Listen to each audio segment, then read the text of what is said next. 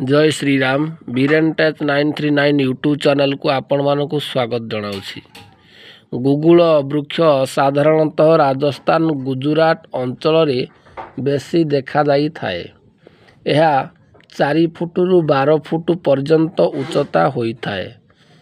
यार पत्र गुड़िक लिंब पत्र परी। यार कांड को शीत दिने क्षत कले सेथिरु रस बाहरे, जहाकू सुखाई गुगुल प्रस्तुत करा जाए। गुगुल धुआं जीवाणुनाशक, कीटनाशक, सुगंधयुक्त।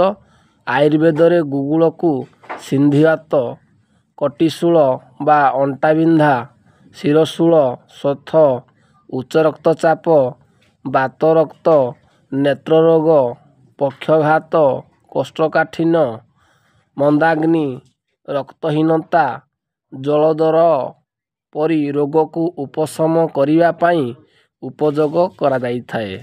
एहाकू अल्प खाइबा उचित। शुद्ध गुगुल एवं शुंठी को गुआ घिओरे मिसाई खाइले सिंधिवात आरोग्य हुए।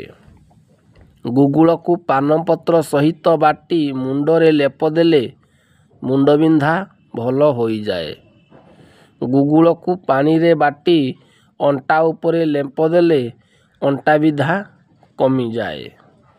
गुगुल और जोड़ा एकत्र मिसाई पक्षघात रोगरे प्रभावित अंगरे मालिश कले सुफल मिले।